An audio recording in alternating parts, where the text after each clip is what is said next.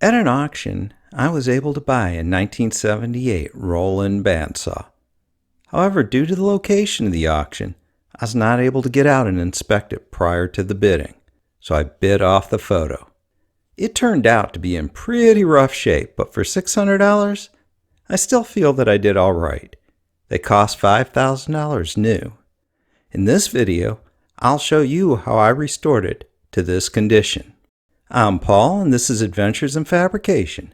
If it's your first time here, be sure and click on the subscribe button and the bell notification so you don't miss out on new videos.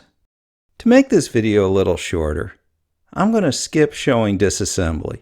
You can just watch the assembly portion of the video in reverse if you want to see how it is done. This was the first time I stripped paint, so I decided to use chemical strippers based on some of the YouTube videos I watched. I started out using aircraft stripper and I quickly found out how nasty this stuff was to use. So then I tried oven cleaner. Both are really nasty stuff and you need a ventilator mask and a face shield and gloves. For gloves, I started out with 5mm. These lasted about 4 minutes before the stripper ate through them. The 9mm lasted only a little longer, so I ended up moving to the yellow gloves you find in grocery stores. I found these chemical strippers really didn't work well and are toxic. It's highly probable these are what causes the mutant revolution. However, having Magneto's powers in the shop would be helpful. Just saying. Eventually I changed over to using wire wheels and found they are faster, cheaper, and safer. I primarily use the grinder, but for certain areas, the drill or the Dremel were needed. For paint, I decided to use Shopline brand of epoxy primer, 2K high fill primer, and then their single stage acrylic urethane. The epoxy primer mix is really easy. Just remember to let it sit for 15 minutes after adding the hardener.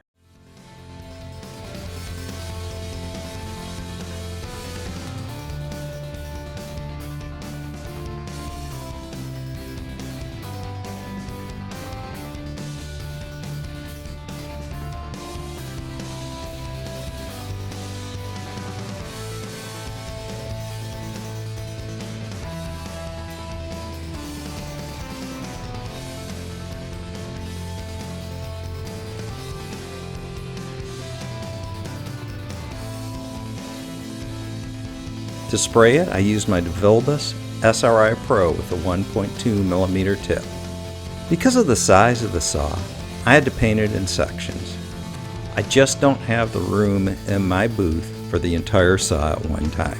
So first I painted the base. While at first glance you would think that it's relatively easy. However, the first issue is it weighs in at over 200 pounds.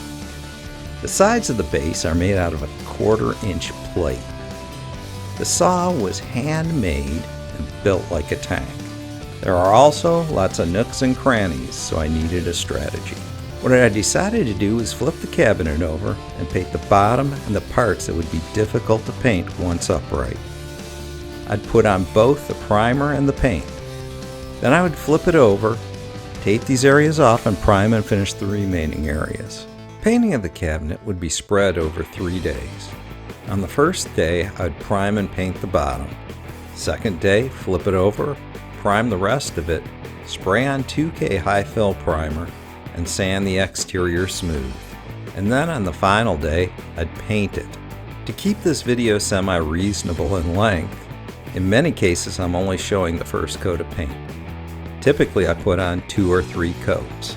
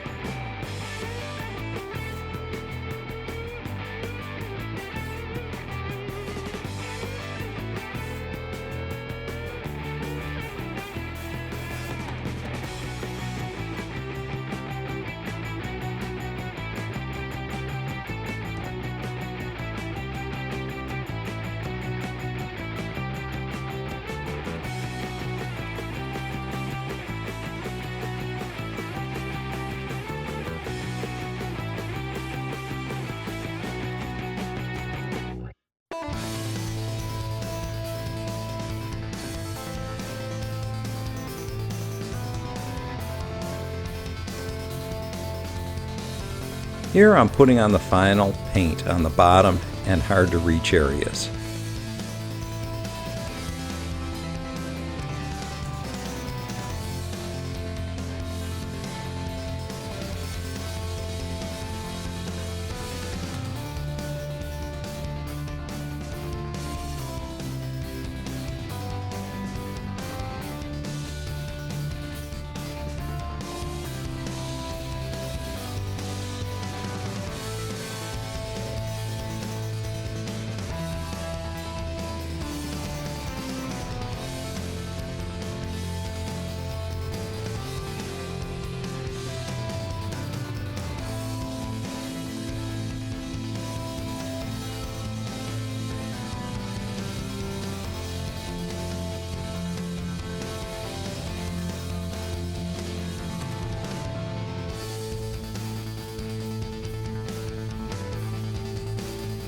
It's now the second day and the cabinet is upright.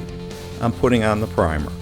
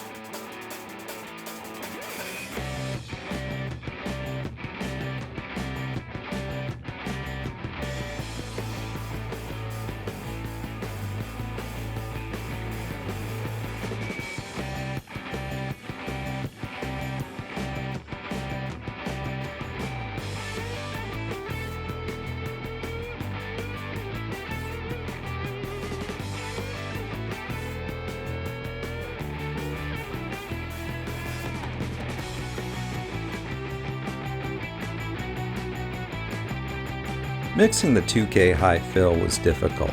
The stuff is really thick and it took a long time to mix. To spray it, I purchased a cheap TCP paint gun with 2.2 mil tip.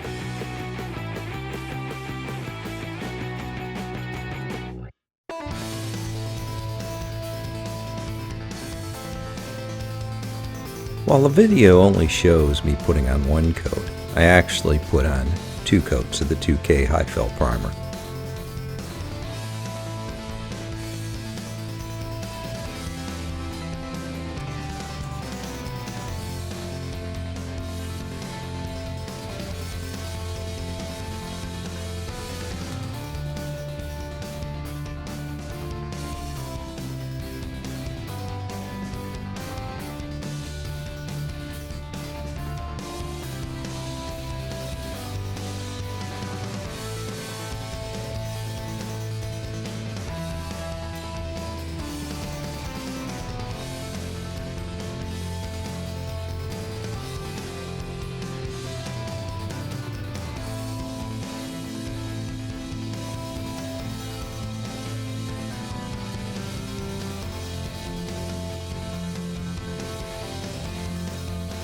I then rolled it out of the booth and sanded it down as smooth as possible. This is when my dream of putting a Ferrari finish on it was crushed.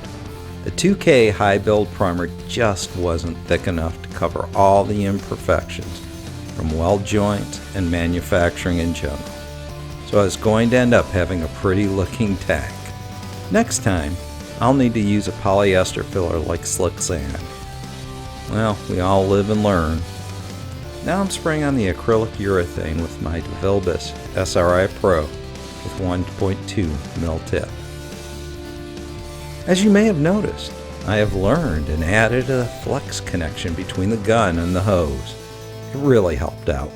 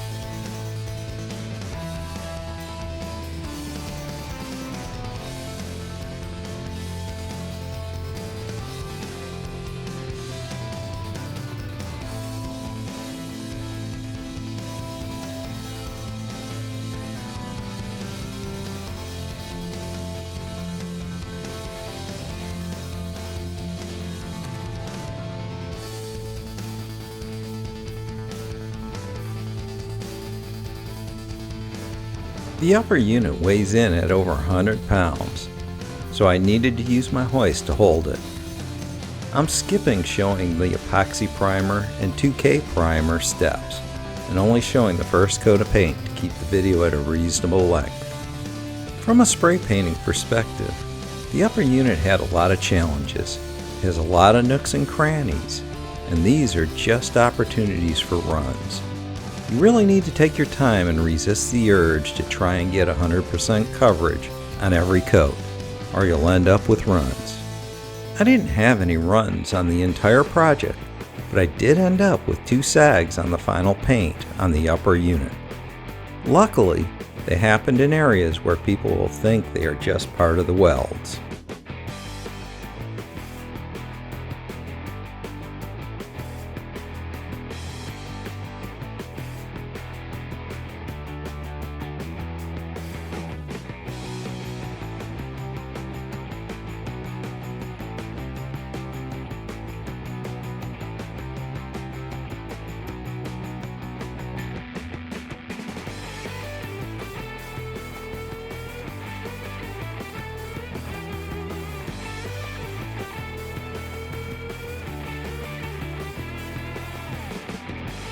Finally, it was time to start assembly.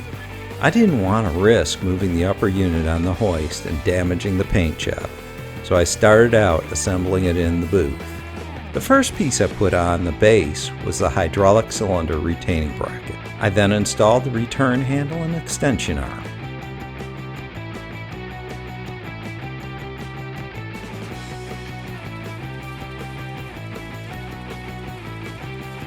It is much easier to install the gearbox and lower wheel before putting the upper unit into the base. The gearbox attaches to the upper unit with just 3 bolts that are threaded into the upper unit. It is more difficult than it looks because you are trying to screw the bolts into a moving object with one hand while supporting a 25-pound gearbox with the other. The wheel is easy to install. The shaft goes through a hole in the upper unit and attaches to the gearbox with a nut. Lowering the upper unit into the base is somewhat nerve-wracking because I didn't want to scratch anything. The lower unit rides on 2 wheels on the left-hand side and 1 wheel on the right. These need to be installed after the unit has been lowered into the base due to space constraints. After the wheels are attached, the hydraulic cylinder is installed on the left-hand side so the forward travel is restricted, and the return handle extension arm is attached on the right-hand side. Then the upper unit can be fully lowered.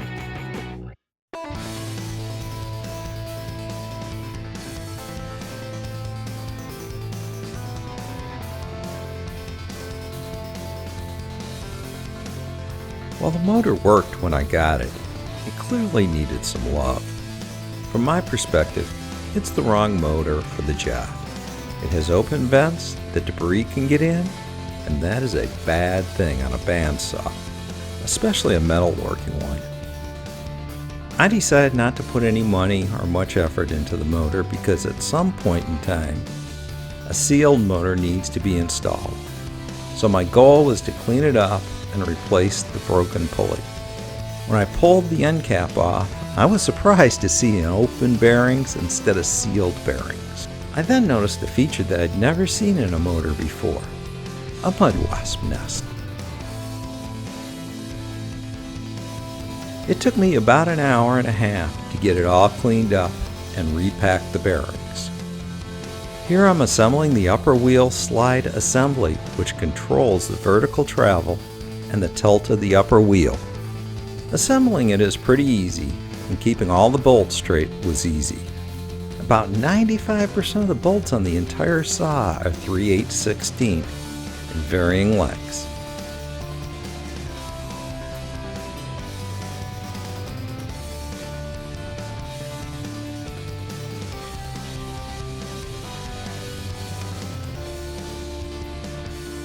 Here I'm installing the lower blade guide roller pillow block.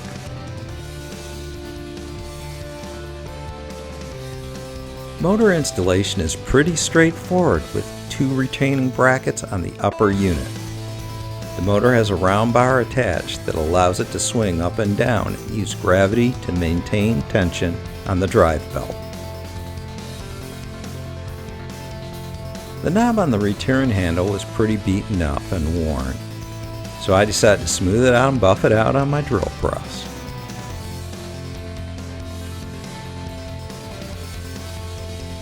Next, I attached the counterweight assembly.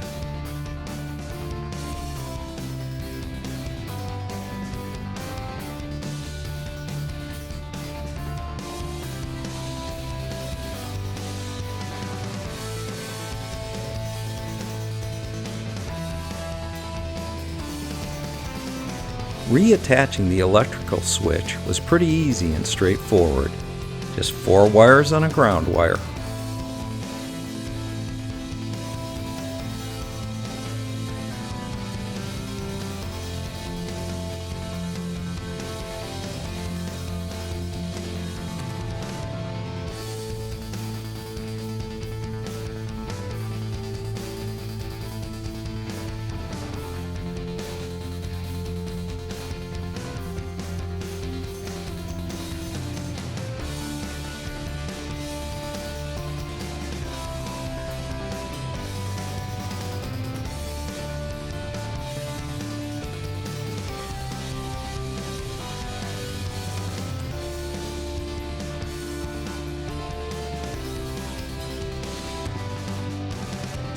Finally, the table and blade guide. Of course, it looks easy in the video, but it took me almost 3 hours to get the blade to track correctly. The lower pulley needs to be adjusted in the X, Y, and Z axis, and the upper pulley in the vertical and tilt. It was pretty easy to get it to track until you engaged the guide pulleys, which put a twisting force on the blade. Figuring out how to correct for that twisting force took a lot of time.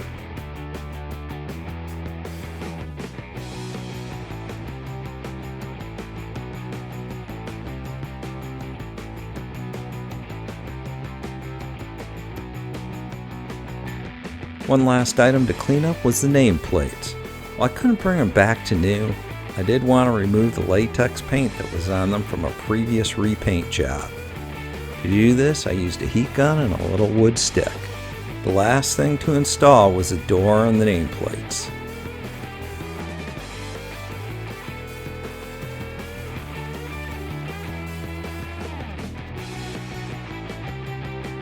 This is the first cut, and I have minimum pressure on the blade and it is set on the slowest speed.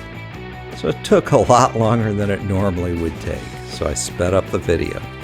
I'm pleased with how the restoration turned out, especially considering it is the first time I have ever done it on a large piece of equipment. If there's one thing I wish I would have done, was use polyester filler to get an even smoother finish. Maybe next time. Now before you go, be sure and hit that subscribe button so you know when new videos come out, and please feel free to share this video. If you have any question or comments, please leave them below and I'll get back to you. Thanks for watching.